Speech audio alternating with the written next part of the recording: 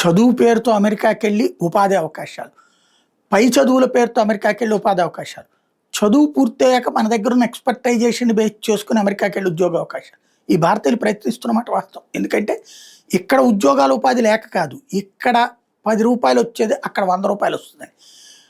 అలాగే తమ బిడ్డలకి ఇక్కడ రిజర్వేషన్లలో చదువులకు సంబంధించి ఇబ్బంది అయ్యి సరైనటువంటి చదువులు కావాలంటే ప్రైవేటు కోట్లలో ఖర్చు పెట్టాలా, లక్షల్లో ఖర్చు పెట్టాలా, అంత స్తోమతకి తగిన జీతాలు ఇక్కడ రావు. కాబట్టి అమెరికాకి పోతే తక్కువ ఖర్చుతో మంచి స్టడీస్ వస్తాయి, ఈవెన్ గవర్నమెంట్ విద్యా సంస్థలో కూడా.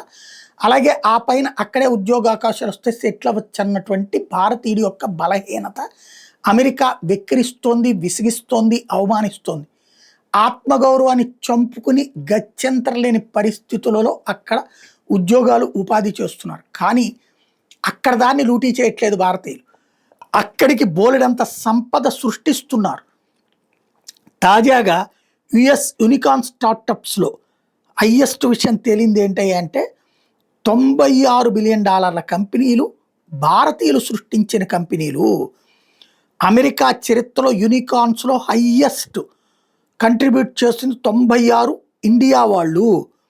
తర్వాత స్థానంలో ఇజ్రాయెల్ 60, ఆ తర్వాత స్థానం బ్రిటన్ 47, చైనా వాళ్ళు 41, Canada 30, Russia 23, France 21, Germany 18, Ukraine 16, Australia 14, Pakistan 10, Romania 10, Brazil 9, Iran 9, Lebanon 9, Italy 7, Poland 7, Nigeria 7.